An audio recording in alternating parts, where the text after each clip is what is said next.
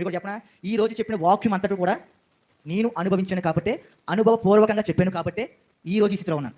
నేను చెప్పాను కదా, దేవుడి మందిరంలో ఉండాలి. దేవుడు ఇచ్చిన వాగ్దానం నాకు వరం. ఉంటున్నానా లేదా? ప్రతి వారం దేవుడి మందిరంలో ఉండాలని ఆశ కలిగే జీవిస్తాను నేను. రెండోది చెప్పాలి, ఉపదేశమును అనుసరించాలి. నేను ఉపదేశం అనుసరించాను కాబట్టి ఈ రోజు మీకు ఉపదేశం నేను ఇస్తాను. అంటే ఉపదేశం అనుసరించిన వాడిని దేవుడు రాజాడంటే ఉపదేశం ఇచ్చేవాళ్ళగా చేశాను. మూడోది దైవభక్తి. నేను దేవుళ్ళ భక్తిగా జీవించాను. నేను నా మీద నిందలు పడిన ఏం పడినా నాది నాకు తెలుసు, నా దేవుడు తెలుసు కాబట్టి ఇలా నిలబడ్డాను కాబట్టి దేవుడు నా నిందకు తగిన ప్రతి దండన పూదండగా నాకు మార్చాడు కాబట్టి ఈరోజు నేను ఈ స్థితిలో ఉన్నాను. నాలుగోది పరిశుద్ధాత్మ వరం. దేవుడు ఇలా నేను మాట్లాడుతానంటే నాలో ఏముంచాడు? పరిశుద్ధాత్మ వరం అనేది ఉంచాడు.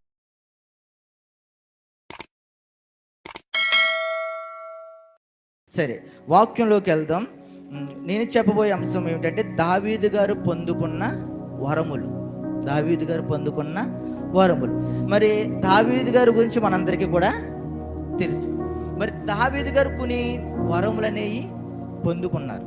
కొన్ని వరములు అనేవి ఆయన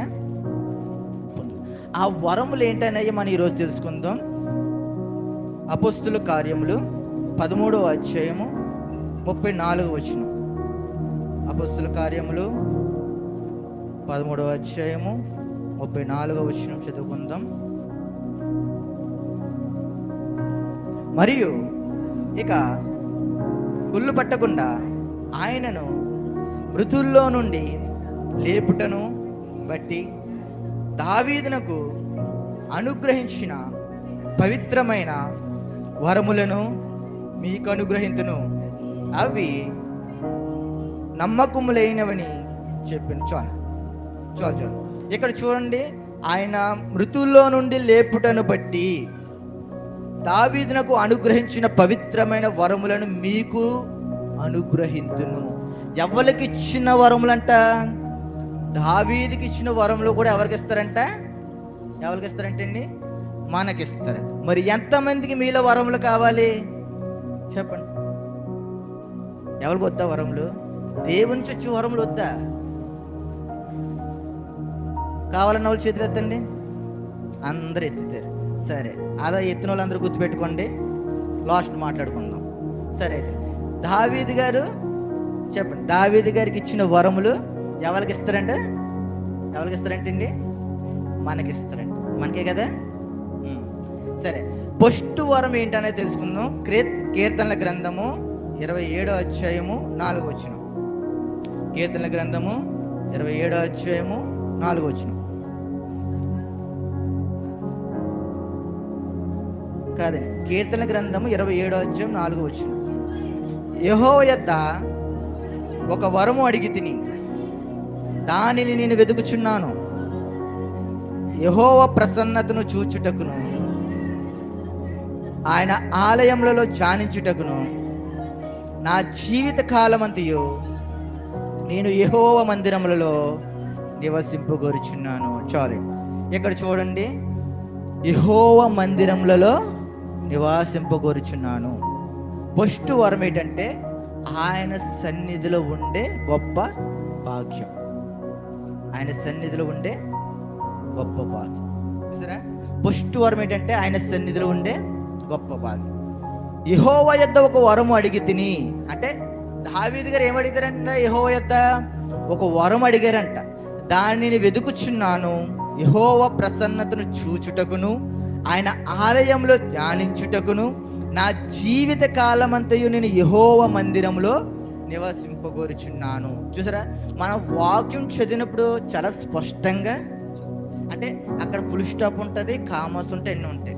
మనం విడివిడిగా చదువుకున్నామనుకో దానిలో ఉన్న భావం అనేది మనకు వాక్యంలోనే తెలుసు. ఇక్కడ చూడండి, దావీదు గారు అడుగుచున్నారంట యెహోవా ప్రసన్నతను చూచుటకు. అంటే దేవుని ఒక వెలుగును చూచుటకంటే ఆయన ఎక్కడ కావాలన్నాడంటే, ఆయన ఎక్కడ కావాలన్నాడండి?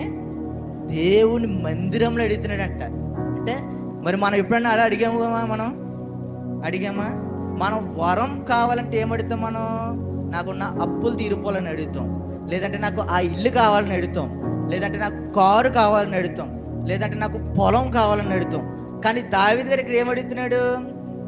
దేవుని సన్నిధిలో ఉండే గొప్ప భాగ్యం అడుగుతున్నాడు.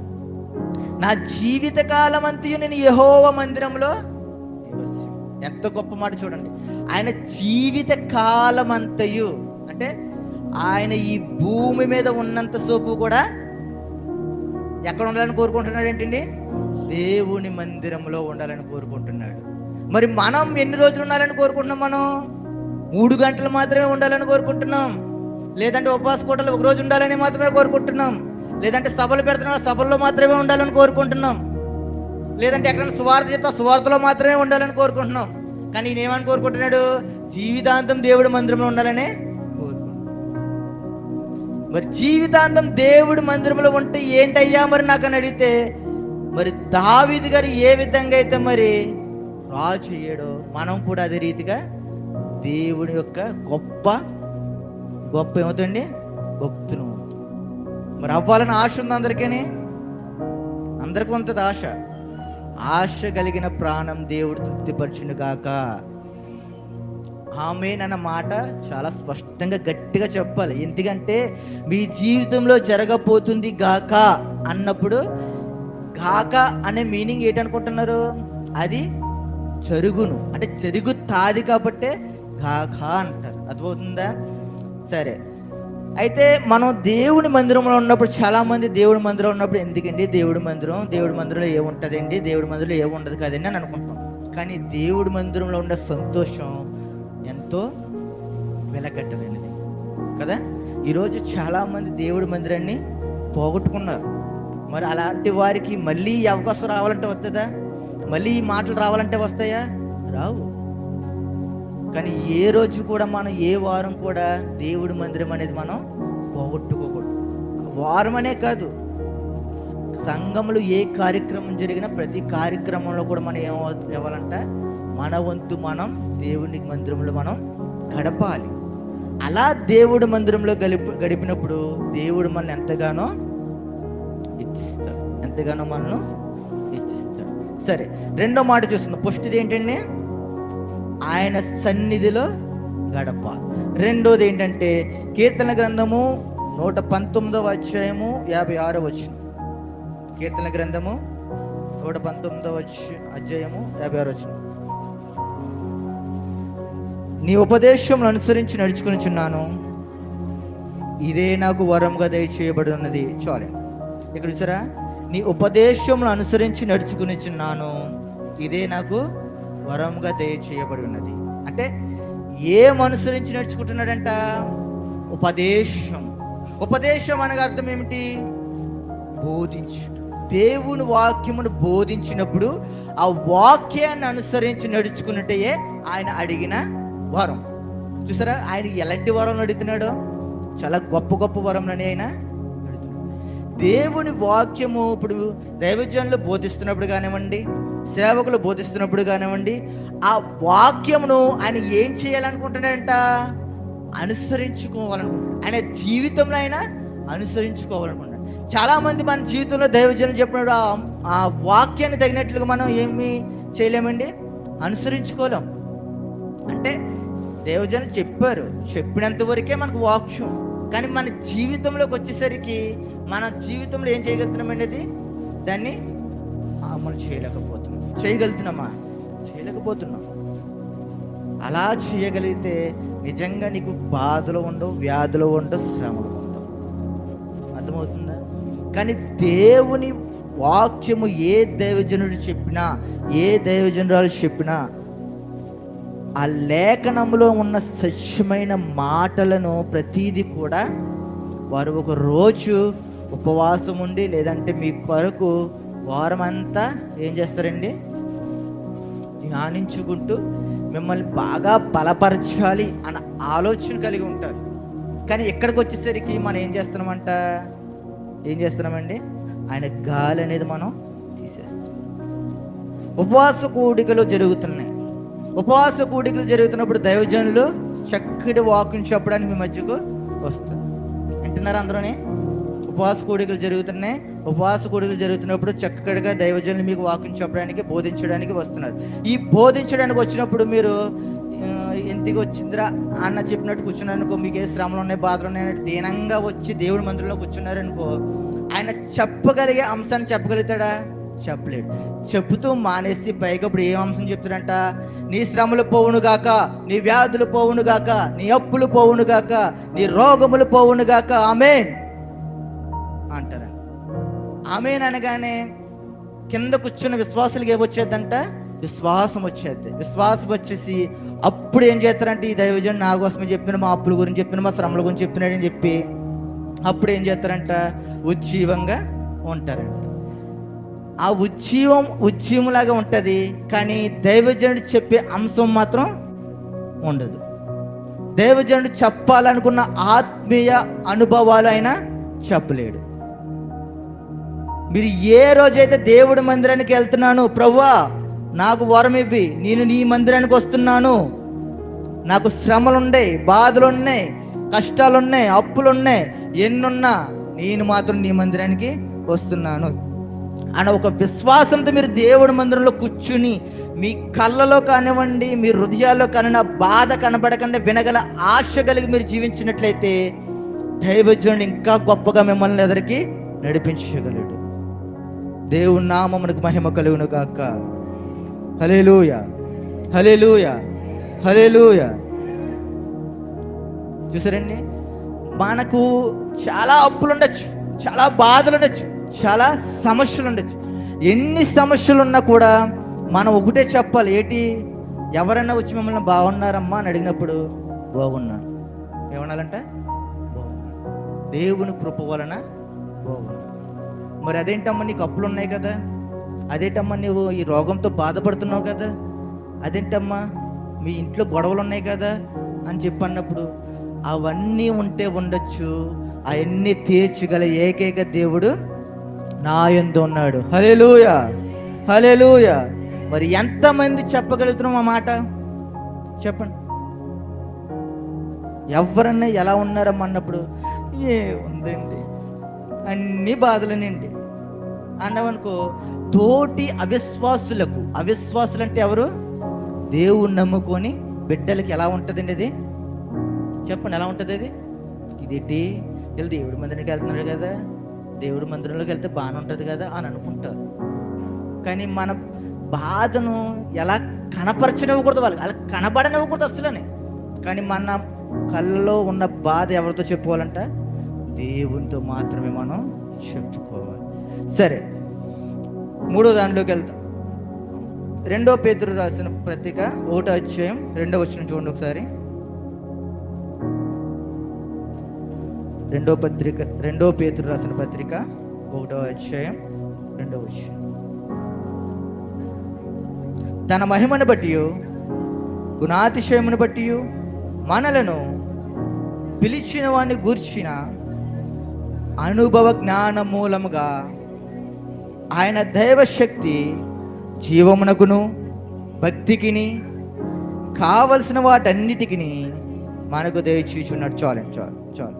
ఇక్కడ చూసారా, తన మహిమను బట్టి గుణాతిశయమును బట్టి మనలను పిలిచిన వాని గూర్చిన అనుభవ జ్ఞాన మూలముగా.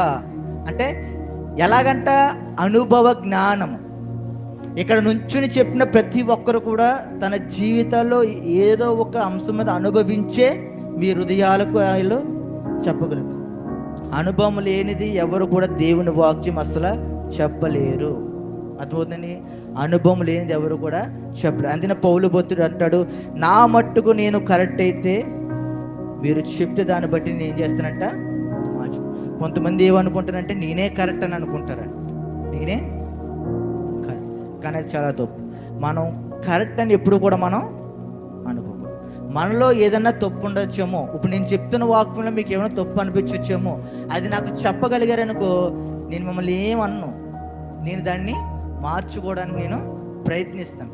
ఎప్పుడు కూడా మనం దేవుడి మందిరం ఉన్నప్పుడు ఎదుటోళ్ళు చెప్పిన దాన్ని మనం ఏం చేసుకోవాలంట?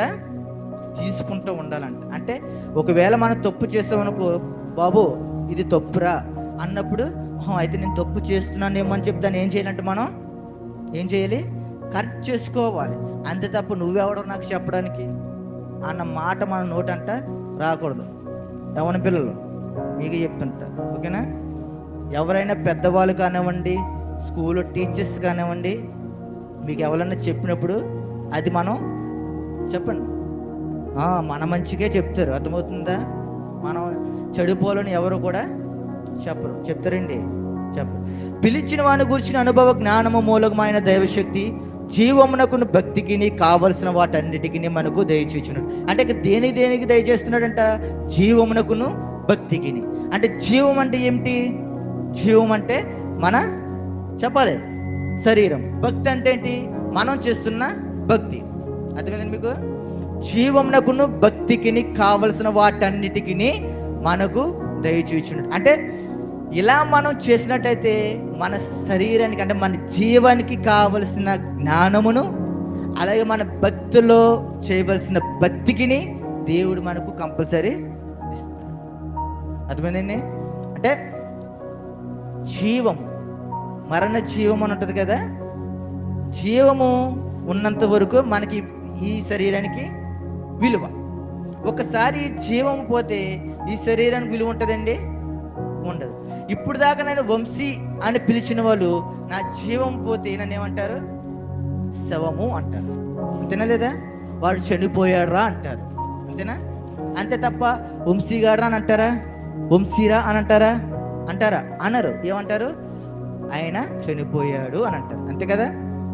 అలా మన జీవం ఉన్నంత సేపు ఈ జీవంతో ఏం చేయాలంటే మనం భక్తి చేయాలంట. ఏం చేయాలంట? దేని ముడిపడి ఉందో చూడండి. జీవంతో మనం భక్తి అనేది మనం చేయగలగాలి. మరి అలాంటి భక్తి మనం దేవుని సంఘంలో మనం చేయగలగాలి. మరి అలాంటి భక్తి చేసిన విశ్వాసులా మనం ఉండాలనుకుంటున్నారా? లేదంటే నేను అలాంటి భక్తి చేసే లేని విశ్వాసులా మీరు ఉండాలనుకుంటున్నారో మీ జ్ఞానంకి అది నేను వదిలేస్తాను. ఫస్ట్ అంశం ఏంటండి? చెప్పాలి. ఫస్ట్ అంశం దేవుని మందిరంలో ఉండాలి. రెండోది ఉపదేశమును చెప్పాలి, ఉపదేశమును అనుసరించాలి. మూడోది ఏంటి చెప్తే 1 తిమోతికి రాసిన పత్రిక 4వ అధ్యాయం 7వ వచనం 8.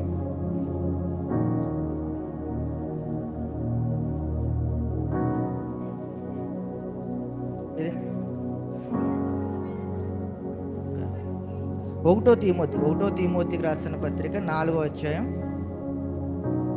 7వ వచనం. అపవిత్రములైన ముసలమ్మ ముచ్చట్లను విసర్జించి దైవభక్తి విషయంలో నీకు నీవే సాధకము చేసుకునము. శరీర సంబంధమైన సాధకము కొంచెము మట్టికే ప్రయోజకరమగును కానీ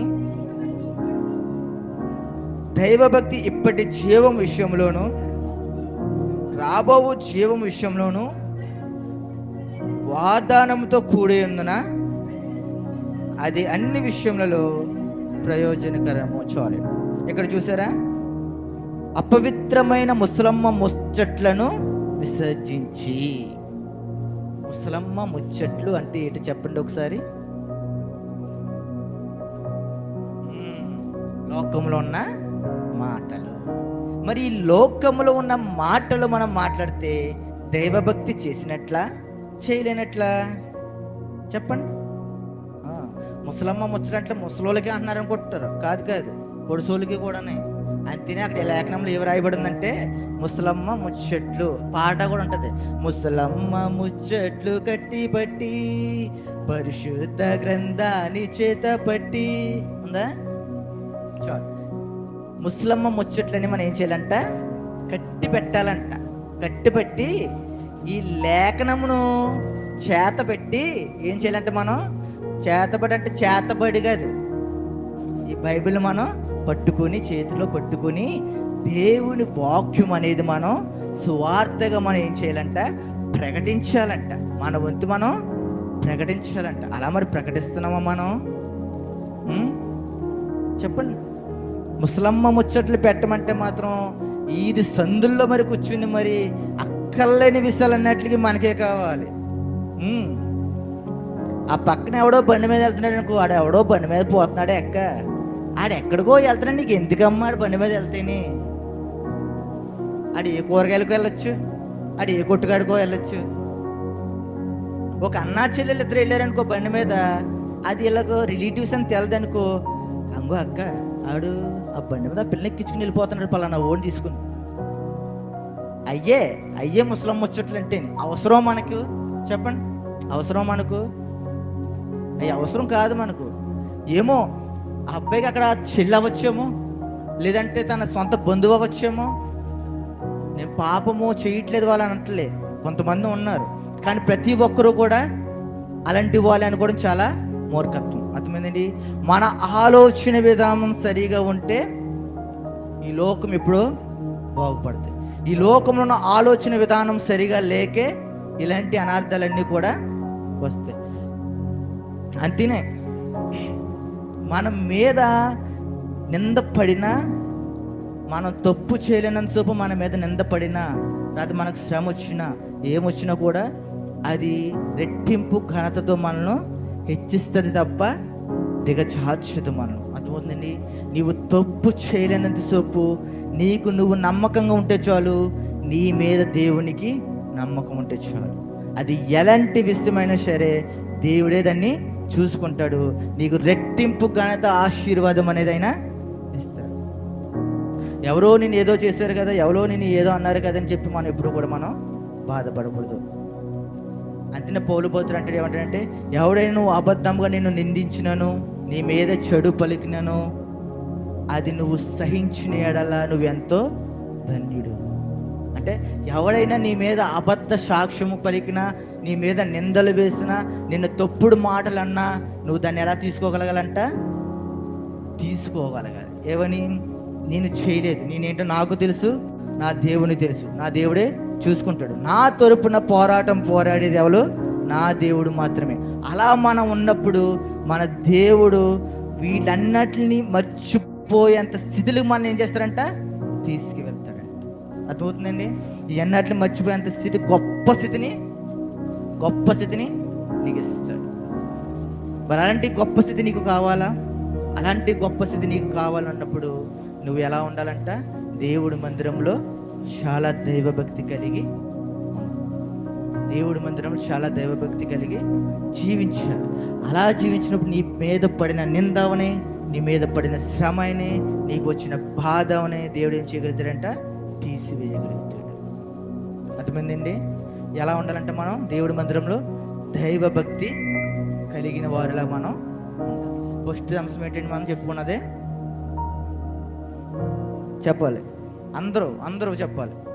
నేను ఎందుకు చెప్పిన అన్నిసార్లు అడిగితేను, చెప్పిన వాక్యం కొద్ది వాక్యం అయినా సరే మన హృదయాల్లో అది ఏమైపోవాలంట?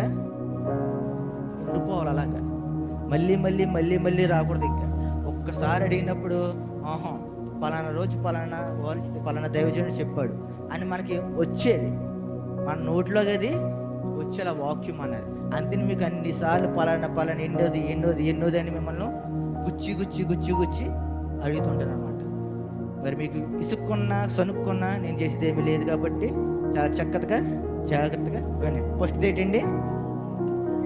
ఆయన మందిరంలో ఉండాలి. రెండోది ఉపదేశమును అనుసరించాలి. మూడోది దైవ భక్తి. ఈ మూడు మన జీవితంలో చాలా మనం అమలు పరుచుకుంటూనే మనం ఉండాలి. ఏమి ఉండాలంటే మనం అమలు పరుచుకుంటూనే మనం ఉండాలి. నాలుగోది ఏంటంటే అపోస్తుల కార్యములు 2వ అధ్యాయము 38వ వచనం.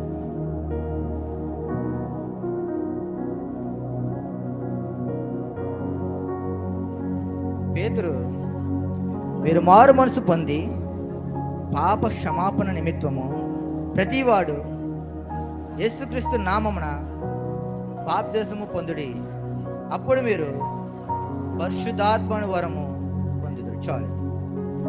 ఇక్కడ ఏ వరం పొందాలనుకుంటున్నాడంటే దావీదు గారు? ఏ వరం అండి? పరిశుద్ధాత్మ. చాలా గొప్ప వరం. మరి యేసుక్రీస్తు ప్రభు వారికి యోహాను గారు బాప్తిస్మం ఇచ్చినప్పుడు ఏమొచ్చిందంట? పావురం వలె పరిశుద్ధాత్మ అనేది ఆయన మీదకు దిగి వచ్చింది. మరి మనం బాప్తిస్మం తీసుకున్నప్పుడు మన మీద పరిశుద్ధాత్మ వచ్చిందా? ఐ థింక్ అంటే నాకు వచ్చిందో లేదా అన్నది నాకే తెలుస్తుంది కాబట్టి మీకు వచ్చిందా లేదా అన్నది నేను అడగాలనుకుంటున్నాను. వచ్చిందా? నాకైతే వచ్చిందని నేను అనుకుంటున్నా. ఎందుకంటే వచ్చింది కాబట్టి నేను ఈరోజు దేవుడి మందిరంలో ఎలా చక్కగా ఆయన అనుకున్నట్టు నేను నడుచుకోగలుగుతాం. మరి పరిశుద్ధాత్మ వరం వచ్చిందో లేదా అన్నది మీరు చేసిన అంశములు బట్టి కానివ్వండి, మీరు చేసిన క్రియలను బట్టి కానివ్వండి, అది మీకు మాత్రమే తెలుస్తుంది.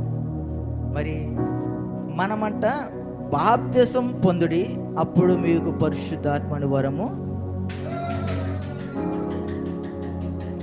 మనలో ఏ ఉండాలంటే, ఏ వరం ఉండాలంట? పరిశుద్ధాత్మ అనే వరము ఉండాలంట. అలా పరిశుద్ధాత్మ వరం ఉన్నప్పుడు మనం ఎలా ఉండగలుగుతాం? మనం దేవుని దృష్టిలో, చెప్పండి, దేవుని దృష్టిలో నమ్మకంగా జీవించగలుగుతాం. నమ్మకంగా ఉంటామా లేదండి? ఉంటామా లేదా? ఉంటాం. మరి సంవత్సరాలు గతించిపోతున్నాయి, రోజులు గడించిపోతున్నాయి, దేవుడు రెండో రాకడ ఎప్పుడు వస్తుంది అనేది తెలియదు. మరి బాప్తిసం తీసుకున్న బిడ్డలు ఎవరైనా ఉంటే కనుక నేడే రక్షణ దినం, రేపో ఎల్లుండో ఆతులుండో కాదు, చెప్పండి, నేడే రక్షణ దినం. అంటే ఎవరన్నా ఇంకా తీసుకోలేని వాళ్ళు ఉంటే కనుక ప్రతి ఒక్కరు కూడా ఒక్కసారి ఆలోచించుకోండి. నేను ఈ సంవత్సరం కనుక తీసుకోకపోతే రేపటి దినాన నేను ఉంటానో పోతానో తెలియదు. నిజం, రేపు ఉంటామో పోతామో తెలిసండి? తెలీదు. తెలిస్తే మనం అక్కడ ఉంటామా? ఉండం. ఈ వాటి పెద్ద మ్యాప్కి చేస్తాం. ఎందుకు చెప్పనా? ఎందుకంటే నేను ఎప్పుడు చనిపోతా నాకు తెలిసిందనుకో, ఈలోగా నాకు కావాల్సినవన్నీ కూడా నేను దగ్గరికి సమకూర్చేసుకుంటాను. సమకూర్చుకుని నాకు ఏం కావాలంటే అది నేను తింటాను, ఎలా కావాలంటే అలా నేను అనుభవిస్తాను, ఎలా కావాలంటే అలాగ నేను జీవిస్తాను. అంటే లోకానుసారమైన జీవితంలోకి నేను వెళ్ళిపోతాను. అందుకనే దేవుడు అన్నీ ఇచ్చాడు, కానీ మరణం ఎప్పుడు వస్తుంది అన్నది ఎవరికి కూడా. చాలామంది గొప్ప గొప్ప శాస్త్రవేత్తలు మరి దాన్ని కనుక్కుందామని ట్రై చేస్తున్నారనమాట. అంటే నా మరణం ఎప్పుడు వచ్చిందో నేనే తెలుసుకోవాలని చెప్పి ట్రై చేస్తున్నారు. అమెరికాలో నాసా కానివ్వండి, ఇస్రో కానివ్వండి, ప్రతి ఒక్క శాస్త్రవేత్తలు కూడా దాన్ని, ప్రతి గొప్ప గొప్ప దేశాలు కూడా వాటిని చాలా మట్టుకు చూస్తున్నాయి. కానీ ఎవ్వరికి కూడా అది అంతు చిక్కలేదు. ఎందుకు అంతు చిక్కుతుంది? నా దేవుడు అక్కడ రాయబరిచాడు. అర్థమవుతుందా? అందువల్ల అది మనకు అంతు చిక్కదు. అర్థమైందా?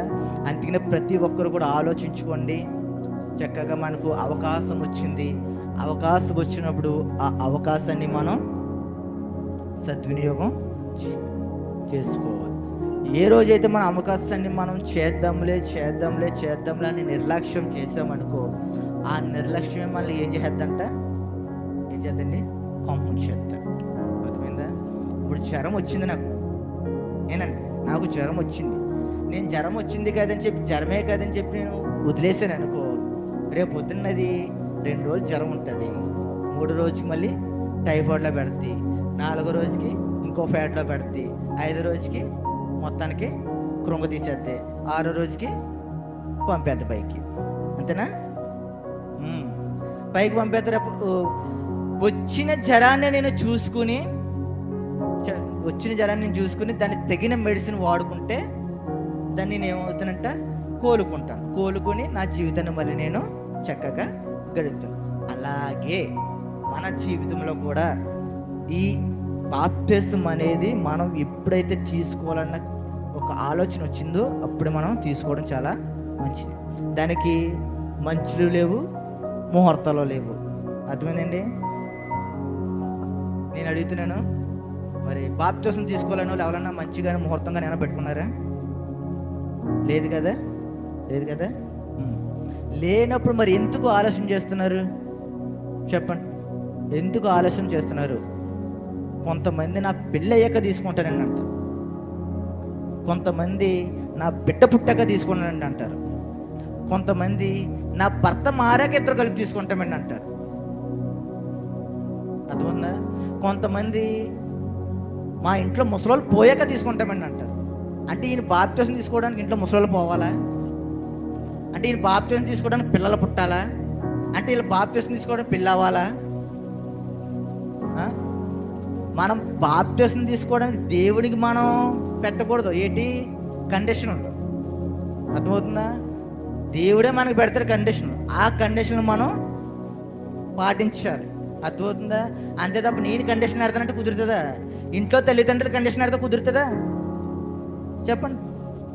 వాళ్ళు చెప్పినట్టు మనం వింటేనే ఇంట్లో మనం ఉంటాం, లేదంటే తట్టా పుట్ట చదువుకుని పొమ్మంటారు. పొమ్మంటారు లేదండి, పొమ్మంటారు కదా. అంతే ఇంత కరెక్ట్గా చెప్తున్నాను. బాప్తిసం అనేది నేడే రక్షణ దినం. ఎవరైనా తీసుకోలేని ఉంటే ఆలోచించుకోకసారి, ఆలోచించుకొని ఇంకా ఎవరైనా ఉన్నారేమో చూసి ఆలోచించుకొని తీసుకోండి. ఎవరిని ఇబ్బంది పెట్టినాము కానీ మీరు తీసుకోమని కానీ నేను ఎవరికి కూడా ఏమి చెప్పడం లేదు. మనం దేవుడి మందిరానికి వచ్చామమ్మా వెళ్ళిపోయామమ్మా అంటే కుదరదు. మా అమ్మ దద్ద అంటే ఏం చేయాలంటే మనం నేర్చుకోవాలి. ప్రతిదీ నేర్చుకుని అడిగిన విషయానికి మనం ఏం చెప్పాలంట, సమాధానం అనేది చెప్పాలంట. మీరు చెప్పాను కదా ముసలమ్మ ముచ్చట్లు అని చెప్పి, ఈ ముసలమ్మ ముచ్చట్లు చెప్పుకునే బదులు ఒక సహోదరులు కూర్చుని దేవుడి వాక్యాన్ని జ్ఞానించుకోండి. ఎంత మేలు మీకు, ఎంత ఆశీర్వాదం. మన నోట అంటే ఎప్పుడు ఉండాలంట, స్తుతులు ఉండాలంట. అంటే దేవుడి వాక్యం మన నోటంట ఆడుతూ ఉండాలంట. అప్పుడు పరిశుద్ధాత్మ వరం అనేది ఎవరి మీద దిగి వస్తుందంట, చెప్పండి. ఎవరి మీద దిగి వస్తుంది? మన మీదకు దిగి వస్తుంది. మరి పరిశుద్ధాత్మ వరం మన మీదకు దిగి రావాలా వద్దా? చెప్పండి.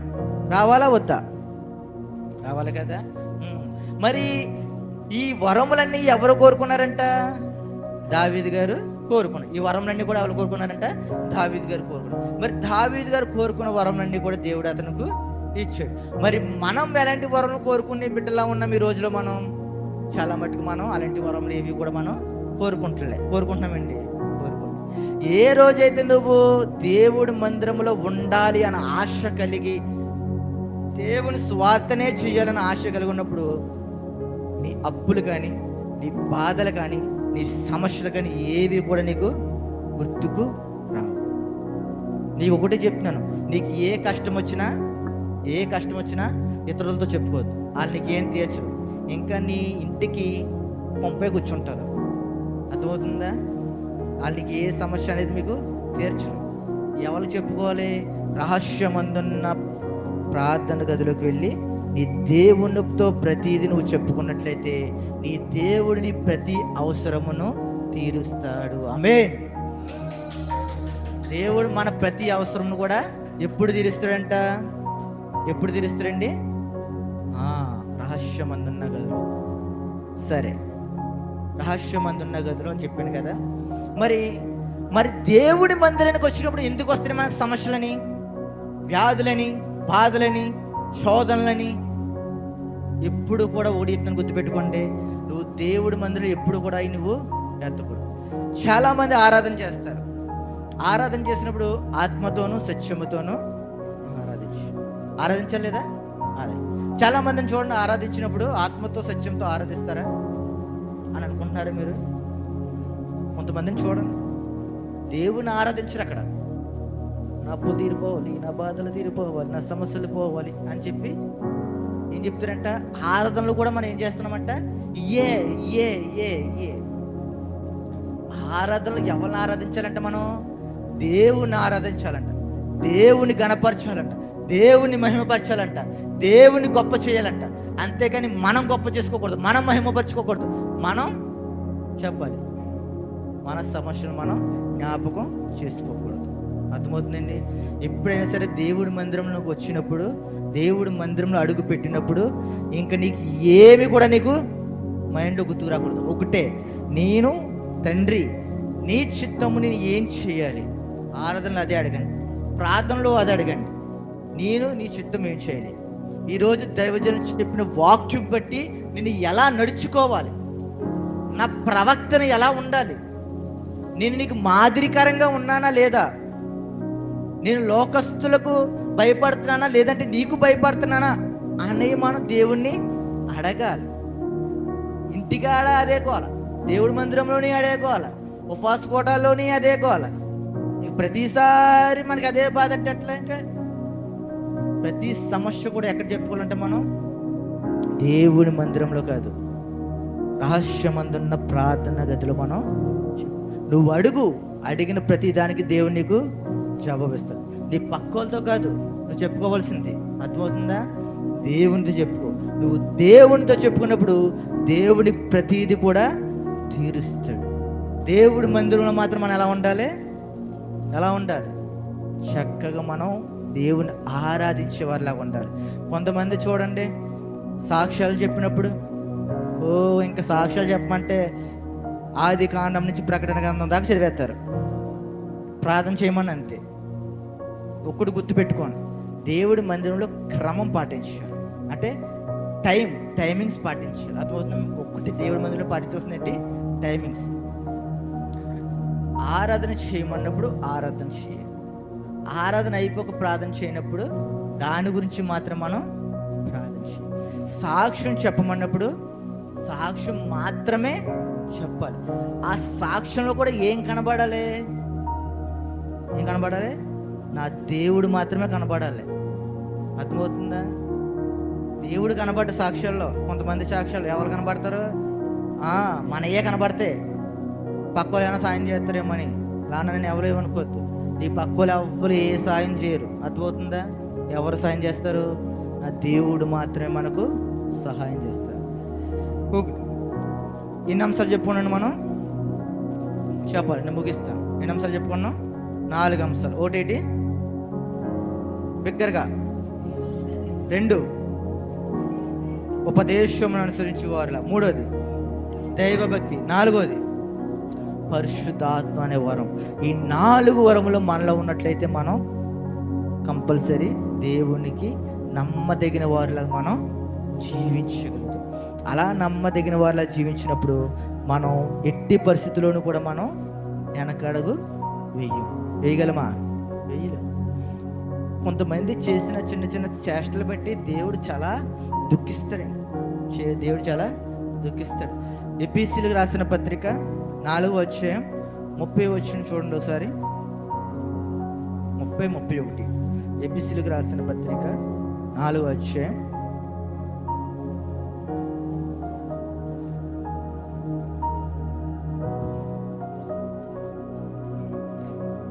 30 చదువు. దేవుని పరిశుద్ధాత్మను దుఃఖపరచుకుడి, విమోచన దినము వరకు ఆయన యందు మీరు ముద్రింపబడి ఉన్నారు. సమస్తమైన ద్వేషము, కోపము, క్రోధము, అల్లరి, దూషణ, సకలమైన దుష్టత్వము మీరు విసర్జించుడి. చూసారా, దేవుని పరిశుద్ధాత్మనంట మనం ఏం చేస్తున్నామంట? దుఃఖపరుస్తున్నామంట. విమోచన దినం వరకు ఆయన యందు మీరు ముద్రింపబడి. అంటే దేవుని పరిశుద్ధాత్మను మనం ఏం చేస్తున్నామంట? దేవుని మనం దుఃఖపరుస్తున్నామంట. ఎలా దుఃఖపరుస్తున్నాం? మనం ఇలాంటి చిన్న చిన్న పనులు చేసి మనం దుఃఖపరుస్తున్నాం. దేవుని మందిరంలో గొప్ప బిడ్డలుగా మనం ఉన్నప్పుడు దేవుడు మనను ఎంతగానో మనను మెచ్చుకుంటాడంట. ఇప్పుడు దైవజనులు మన మధ్యన లేరు. దైవజనులు మన మధ్యన లేనప్పుడు దైవజనులు మన ఉన్నా లేకపోయినా మన ఆరాధన అనేది ఆయన అనుకున్నట్టుగా మనం నడిపించగలిగామనుకో ఆయన ఎంత సంతోషిస్తాడండి. ఆయన నేను లేకపోయినా నా విశ్వాసులు నమ్మకముగా నా మందిరంకి వచ్చి ఏం చేస్తున్నారంట? దేవుని ఆరాధిస్తున్నారని చెప్పి ఒక నమ్మకం ఎవరికి వస్తుందంట? ఆత్మీయ తండ్రికి వస్తుంది. మరి ఇక్కడ ఆత్మీయ తండ్రి మీరు ఎంత నమ్మకంగా ఉన్నప్పుడు సంతోషిస్తుంటే మరి మనందరినూ కన్న తండ్రి ఎంత సంతోషిస్తారండి? చాలా. అలా సంతోషించాలంటే మనం ఎలా ఉండాలంట? దేవునికి నమ్మకమైన బిడ్డలా మనం ఉండాలి. అలా నమ్మకమైన బిడ్డలా ఉంటే రోమపత్రికలో ఉంటుంది, మనం పిల్లలమైతే వారసులము, అనగా దేవుని వారసులము, క్రీస్తుతో కూడా మహిమ పొందుటకు ఆయన శ్రమపడిన ఎడల క్రీస్తుతోడి వారసులు. అంటే ఎవరి వారసులమై ఉన్నామంటే మనం క్రీస్తువు వారసులమై. చూసారా, క్రీస్తు వారసు. అర్థమైందని నేను చెప్పిన అంశం అందరికీ. మనం ఎలా ఉండాలంట? వరములు పొందుకుని వారులా ఉండాలని. కానీ ఆ వరములను మనం ఎలా ఉపయోగించాలంట? దేవుని కొరకు మనం ఉపయోగించాలి. అలా ఉపయోగించుకున్నప్పుడు దేవుడు మనం ఎంతగానో గొప్ప చేస్తారంట. సరే, ఇక్కడ చూడండి, మరి బైబిల్ గ్రంథంలోనే నమ్మకం గురించి చూసుకున్నట్లయితే మరి అబ్రహాం గారికి షారా గారికి పిల్లలు పుడతారన్నప్పుడు మరి ఎవరు నవ్వారు? షారా నవ్వు. షారా ఒక్కరిది నవ్విందా? అబ్రహాం గారు నవ్వారా? అబ్రహాం గారు కూడా నవ్వరా లేదా? చెప్పండి, డౌట్ కదా? షారాయే నవ్వింది అన్న వాళ్ళు చేతి ఎత్తండి, లేదా ఎత్తండి. మీరు ఎత్తితేనే మాకు తెలుస్తుందమ్మా. ఎందుకంటే మన జ్ఞానం పెంచుకోవడానికి వచ్చిన దేవుడు మందిరానికి. తెలుసుకోవాలి ఇలాంటి అంశాలని. నాకు తెలీదు, నేను మార్నింగే తెలుసుకున్నాను. నేను అర్థమవుతుందా? ఎప్పుడు కాబట్టి మనం కొత్త కొత్తగా తెలుసుకుంటూ ఉండాలండి.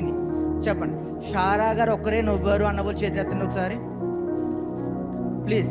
బతిమాలుకుంటున్నాను, ఇంకా రిక్వెస్ట్గా చేయాలంటే అడుగుకుంటున్నాను. ఎత్తండి, చేతి ఎత్తండి, ఎత్తాలి గమ్ముని. సరే, అబ్రహాం గారు ఒకరే నవ్వారు అన్న వచ్చి చేతి ఎత్తండి.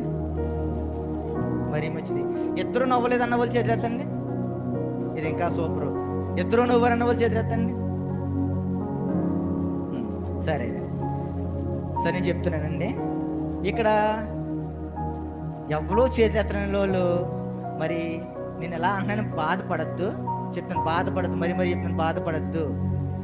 లోకంలోని ఉంటే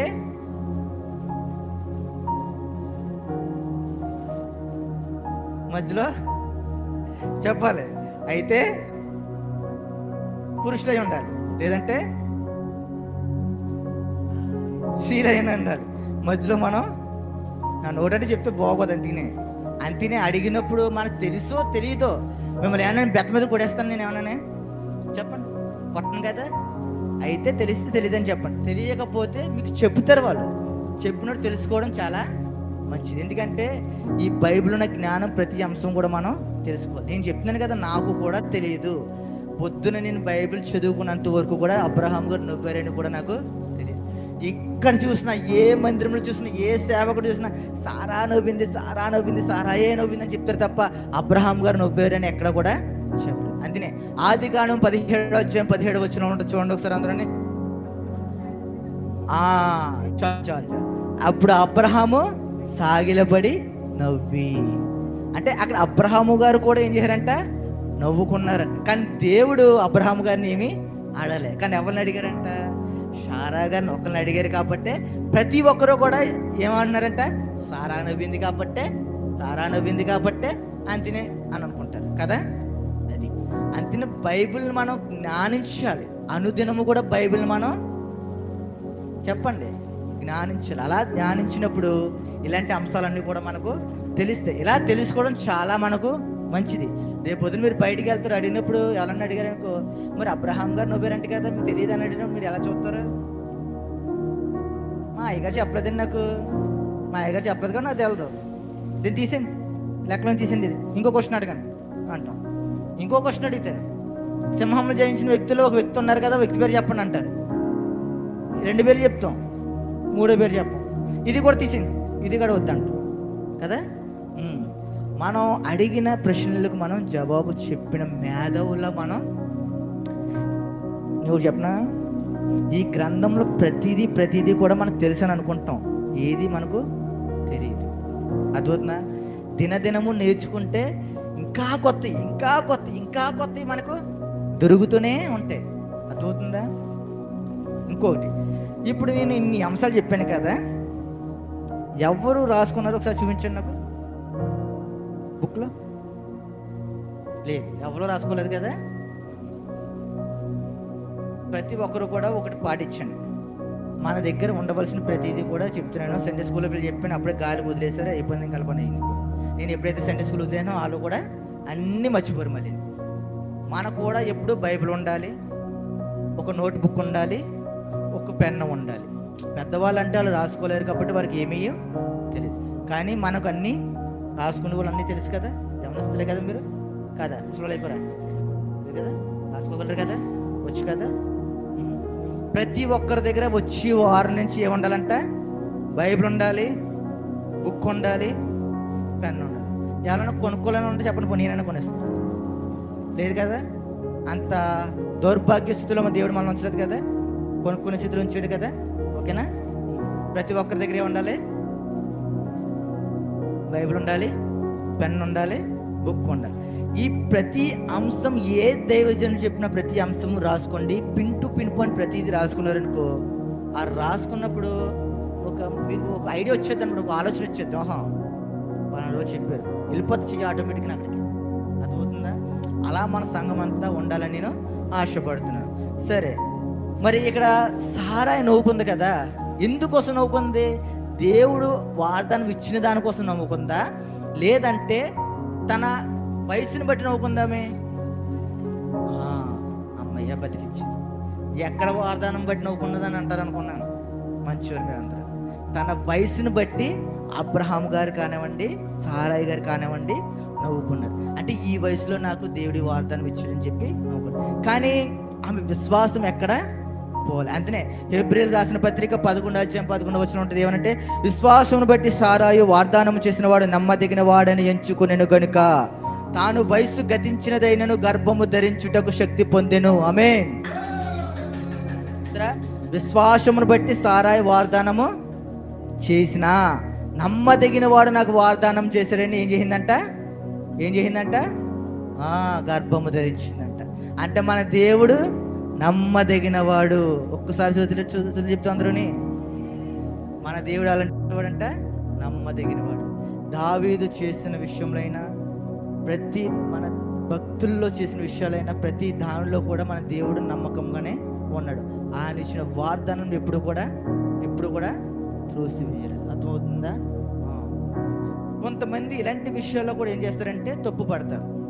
అర్థమవుతుందండి? తప్పు పట్టకూడదు.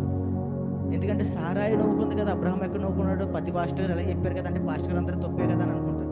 తప్పని మనం ఒక కోణంలో చూసి మాత్రం వాళ్ళని మనం తప్పు పడతాం. కానీ రెండో కోణంలో మనం ఇప్పుడు కూడా చూడం. ఫర్ సపోజ్ నేను లక్ష్మణ్ ఉన్నాడు, ఇద్దరులో ఒకటి నాకు వచ్చి ఒకటి ఆడికొచ్చు, మిగిలిన తప్పు చేశాడు కదండి, వాడిని ఎప్పుడు మనం తప్పు పెట్టకూడదు. పిల్లలు ఉన్నారు, వాడు ఏదో తప్పు చేశాడని నువ్వు పనికి మళ్ళీ నీకేమి రాదు, చేత కనవాడు రాను అనుకో, ఆడు ఎప్పుడు చేత కాని వాళ్ళకి ఆడులో ఉన్న బెస్ట్ కోణం నువ్వు నువ్వు చేయగలవు, నువ్వు పాడగలవు, నువ్వు ఆరాధించగలవు, నువ్వు డ్రమ్ము కొట్టగలవు, నువ్వు వాక్యం చెప్పగలవు, నువ్వు వాక్యం చదవగలవు అని ఎప్పుడైతే మనం ప్రోత్సహించామో అప్పుడు వారిలో కొత్త ఉద్యమం అనేది వస్తుంది. అలాగే మన దైవజనులను ప్రోత్సహించిన వాళ్ళని ఈరోజు మీకు కొత్త అంశాలని నేను చెప్పడానికి ఆశపడుతున్నాను. సరే, మరి మన ఉపవాస కూడికలు కూడా మనకు చాలా త్వరలో ఉన్నాయి కాబట్టి, మరి ఉపవాస కూడికలు ఎవరైతే మరి తీర్మానం చేసుకున్నారో, ఎవరైనా నేను పలానా దాంట్లో ఉందాం అనుకుంటాను, పలానా కార్యక్రమాల్లో ఉందాం అనుకున్నాను, పలానా పరిచర్యలో నేను ఉండాలనుకుంటున్నాను, పలానా దానిలో నేను ఉందాం అనుకుంటున్నాను, దేవునికి ఇంత కానుక నేను ఇవ్వాలనుకుంటున్నాను అని చెప్పి ఎవరైనా అనుకుంటున్నారా? చెప్పండి. తీర్మానం చేసుకోకపోతే మరి ఇప్పుడే చేసుకుంటే తీర్మానం అనేది. ఎందుకంటే దేవుని పనిలో మనం ఎప్పుడు కూడా ఒక పాత్రులై ఉండాలి. అర్థమవుతుందా? దేవుడు మనను ఈ విధంగా కాపాడి నడిపిస్తున్నాడంటే దానికి తగినట్లుగా మనం ఎప్పుడు కూడా జీవించాలి. 2 కొరింథీయులకు రాసిన పత్రిక 8వ అధ్యాయం 2వ వచనం చూడండి ఒకసారి. 2 కొరింథీయులకు రాసిన పత్రిక 8వ అధ్యాయం 2వ వచనం. నేను ముగిస్తాను, టైం కూడా దగ్గరకు వచ్చింది. అనగా వారు బహుశ్రమల వలన పరీక్షింపబడగా అత్యధికంగా సంతోషించిరి, మరియు వారు నిరుపేదలైనను వారి దాతృత్వము బహుగా విస్తరించను. చాలు. ఇక్కడ చూడండి, వారు నిరుపేదలైన వారి దాతృత్వం బహుగా విస్తరించు. వారు చాలా నిరుపేదలంట, అయినా వారు దేనికి ఇవ్వడంలో ఎలా ఉన్నారంట? వాళ్ళు ఎలా ఉన్నారంట? గొప్పవారిలాగా వారు ఉన్నారు. మరి ఉపవాస కూడికలు అనేవి చాలా భారంతో కూడుకున్నాయి. ఒక విధవరాలు ఇచ్చిన కానుక ఒక చేతి తెస్తే మరొక చేతి తెలియకుండా ఉండాలి లేదండి? చెప్పండి ఒకసారి కదా. అంటే మనం ఇచ్చిన కానుక ఎవరికి తెలియకూడదంట? పక్కవారికి తెలియదు. మీలో మీకు ఎంత ఓపిక ఉంటే మరి అంతటిలో ఈ అన్నాటిని దృష్టిలో పెట్టుకోండి. ఎప్పుడు కూడా మరి మన దైవజనులు కానివ్వండి, ఒక లేని కానివ్వండి, దైవజనులను కానివ్వండి, ఎవరు కూడా మిమ్మల్ని ఎప్పుడు కూడా మీరు కానుకలు ఇవ్వండి, అదివ్వండి, ఇదేవ్వండి అని ఎప్పుడు కూడా మిమ్మల్ని అడిగారా? మీకు ఎంతైతే ఇవ్వాలనుకుంటున్నారో అంతలో మాత్రమే ఇమ్మని మాత్రమే చెప్పారు. అది కూడా ప్రతిసారి మిమ్మల్ని ఇమ్మనంటే ఎప్పుడు ఉపవాస కూడికలు కానివ్వండి, ఒకవేళ సభలు, మనకి ఎలాగో సభలు కూడా లేవు, ఒకవేళ క్రిస్మస్ కానివ్వండి, ఇలాంటి వాటికి ఈవెంట్స్ చేసిన వాటికి మాత్రమే ఇమ్మంటున్నారు తప్ప మిగిలిన వాటికి దేనికి కూడా ఇమ్మనట్లేదు.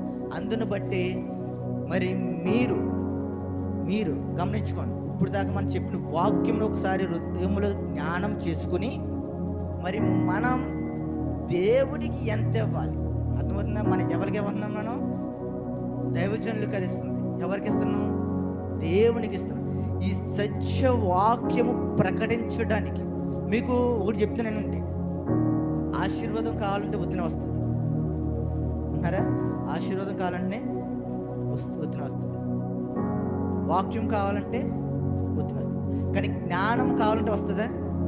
వస్తుందా? జ్ఞానం మనం వెలపెట్టి కొనాలి, వెలపెట్టి కొనాలి. మరి ఎంత వెలపెట్టి కొనగలుగుతాం అన్నది మరి అది మీ చేతికి అప్పగిస్తున్నాను. ఎందుకంటే ఉపవాస కూడికలైనా సభలైనా ఒక దైవజనుడు చేస్తున్నాడు అంటే అది చాలా భారపూరితం, అంటే ఎంతో ప్రయాస పడాలి. పాంప్లెట్లు కొట్టించాలి, మీటింగ్స్ పెట్టాలి, 3 రోజులు కండక్ట్ చేయాలి, దైవజనులు తీసుకురావాలి.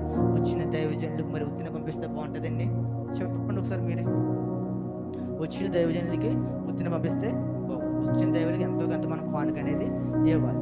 లాస్ట్ రోజున మనందరికీ చక్కగా ఆత్మీయంగా అందరూ కూడా చక్కగా కలిసి మరి ఈ 3 దినములు ఆత్మీయమైన భోజనం చేస్తే మరి 3వ దినమున శరీరం సంబంధించిన భోజనం అనేది మనం చేయాలి. అర్థమైందా? మరి ఆత్మీయ భోజనం మరి 3 రోజులు బలంగా దైవజనులు పెడుతున్నారు. మరి శరీరం సంబంధించింది కూడా మనం తినగలగల లేదా? తినగలగాలి కదా. అందును బట్టి మరి మీరు మరి దోచిన ఎంతైతే మరి ఇవ్వాలనుకుంటున్నారో అంత ఇంతని ఎవరు కూడా మేము ఎవరు డిమాండ్ చేయలేదు. అక్కడికి దైవజనులు కానివ్వండి, ఇప్పుడు నేనైనా సరే మిమ్మల్ని ఎవరిని డిమాండ్ చేయట్లేదు. ఇక్కడ వాక్యంలో మీరు అన్నారు ఏంటి? నిరుపేదలైనా సరే ఏమిచ్చిందంటే తనకు ఉన్నంత దాంట్లో చెప్పండి. వాక్యం అంతా అంటారు కానీ ఇమ్మన్న దాంట్లో మాత్రం మాట రాదు కదా. ఒక్కసారి 2 కొరింథీయులకు రాసిన పత్రిక 9వ అధ్యాయం 6వ వచనం చూడండి ఒకసారి. కొంచెంగా విత్తువాడు కొంచెంగా పంట కోయును, సమృద్ధిగా విత్తువాడు సమృద్ధిగా పంట కోయును. అవి ఈ విషయమై చెప్పుకొచ్చును. సొనుగునకయు బలవంతముగా కాకయు ప్రతి వాడును తన హృదయములలో నిశ్చయించుకున్న ప్రకారము ఇయ్యవలెను. దేవుడు ఉత్సాహముగా ఇచ్చువాడిని ప్రేమించును. సారీ, ఇక్కడ చూసారా? కొంచెముగా విత్తువాడు కొంచెముగా పంట అనేది వస్తుంది. మరి సమృద్ధిగా విత్తువాడు సమృద్ధికరమైన పంటకు వస్తాడంట. అంతే ఇక్కడ ఏమన్నాడు? సొనుగు కొనకయు బలవంతముగా కాకయు ప్రతి వాడును తన హృదయములలో నిశ్చయించుకున్న ప్రకారము ఇవ్వరు. అంటే మనం దేవునికి కానుక ఇచ్చినప్పుడు ఎప్పుడు కూడా మనం సొనుగకూడదు. చాలామంది సొనుక్కుంటూ ఇస్తారంట. ఏమని? నెలంతా కష్టపడి పుష్టి మళ్ళీ ఎవరికి ఇవ్వాల్సి వస్తుంది? దేవునికి ఇవ్వాల్సి వస్తుంది. దేవునికి తెచ్చాం కానీ అని చెప్పి మళ్ళీ ఏం చేస్తారంట? ఒక 10,000 వచ్చినాయి అనుకో, మనం మహా అయితే గట్టిగా పెడితే 100 రూపాయలు పెడతామేమో, కాయ ఎక్కువైతే 1000 రూపాయలు పెడతామేమో. ఆ 1000 రూపాయలకి ఇలా ఒక చేతితో ఒక 500 పక్క పెట్టేసి, నేను చాలా మంది చూసాను, ఒక 500 మాత్రం మళ్ళీ ఏం చేస్తారంట? ఇక్కడ మీకు ఒకటి గుర్తు రావాలి. ఏం గుర్తు రావాలి? ఎవరు గుర్తు రావాలి? ఏ స్టోరీ గుర్తు రావాలి? కయ్యను హేబేలు స్టోరీ గుర్తు రావాలి. కయ్యను ఏం చేయడంట? చెప్పండి, తెలుసు కదా అందరికీ. లేదంటే దాని మీద మళ్ళీ ఒక అంశం తీసుకుంటాను. లేదంటే శ్రేష్టమైన వాటిని అర్పించకుండా కొంచెం పక్క పెట్టి మిగిలిన దాన్ని పెట్టివాడంట. హేబేలు ఏం చేసేవాడంట? తన పొలములో పడిన ప్రతి శ్రేష్టమైన ఫలమును ఫస్ట్ ఎవరికి అర్పించేవాడంట? దేవునికి అర్పించేవాడంట. మరి అలా అర్పించినప్పుడు ఎవరి ఫలాన్ని దేవుడు తీసుకున్నాడు? హేబేలు. కయ్యని తీసుకున్నాడా? ఎవరు తీసుకున్నాడు? హేబేలుదే తీసుకున్నాడు. అలా మనం మనకు వచ్చిన దాంట్లో ఫస్ట్ కంటే తీసిన ప్రతి ఫలమును మనం ఎవరికి ఇవ్వాలంట? దేవునికి ఇవ్వాలి. అది ఎలాగా? సునుక్కోకుండా బలవంతంగా కాకుండా, నేను నా దేవుడు నా జీవితంలో గొప్ప మేలు చేశాడు, అందును బట్టి నేను నా దేవునికి నాకు వచ్చిన దాంట్లో ప్రథమ ఫలమును ఇస్తున్నాను, తృతీయ ఫలమును ఇస్తున్నాను, తృతీయ ఫలమును ఇస్తున్నాను. అవునా? నా వెనకాల చెప్పుకుంటా పోవడమే. ప్రథమ ఫలం వరకే ఆపేయాలి మనం. అర్థమవుతుందా? పొస్టుది మనం తీయాలి. పొస్టుది మనకు ఉంచుకొని వెనకాలది ఇవ్వడం కాదు. అర్థమవుతుందండి? మీకు కూడా చెప్పనా, ఈరోజు చెప్పిన వాక్యం అంతటా కూడా నేను అనుభవించాను కాబట్టే, అనుభవపూర్వకంగా చెప్పాను కాబట్టే ఈరోజు ఈ స్థితిలో ఉన్నాను. మీకు చెప్పాను కదా, దేవుని మందిరంలో ఉండాలి. దేవుడు ఇచ్చిన వాగ్దానం నాకు, వరం. ఉంటున్నానా లేదా? ప్రతి వారం దేవుని మందిరంలో ఉండాలని ఆశ కలిగే జీవిస్తాను నేను. రెండోది చెప్పాలి, ఉపదేశమును అనుసరించాలి. నేను ఉపదేశం అనుసరించాను కాబట్టే ఈరోజు మీకు ఉపదేశమును నేను ఇస్తాను. అంటే ఉపదేశం అనుసరించిన వారిని దేవుడు ఎలా చేశాడంట? ఉపదేశం ఇచ్చేవారిలాగా చేశాడు. మూడోది దైవభక్తి. నేను దేవుళ్ళ భక్తిగా జీవించాను. నేను నా మీద నిందలు పడినా ఏం పడినా నాది నాకు తెలుసు, నా దేవుడు తెలుసు కాబట్టి ఇలా నిలబడ్డాను. కాబట్టి దేవుడు నా నిందకు తగిన ప్రతి దండను పూదండగా నాకు మార్చాడు. కాబట్టి ఈరోజు నేను ఈ స్థితిలో ఉన్నాను. నాలుగోది పరిశుద్ధాత్మ వరం. దేవుడు ఇలా నేను మాట్లాడుతున్నానంటే నాలో ఏముంచాడు? పరిశుద్ధాత్మ వరం అనేది ఉంచాడు. ఇలా పరిశుద్ధాత్మ వరం ఉంచాడు కాబట్టే మీరు అనుకుంటారు మీకు అన్నీ ఉన్నాయి కాబట్టి అండి, మీకు వ్యాపారం ఉంది కాబట్టి అండి, మీరు ఏవో పొలం అంటే ఇచ్చేస్తారని అనుకుంటారు. మీకు కూడా చెప్పనా, నాకున్న అప్పు మీలో ఎవరికి ఉండదేమో.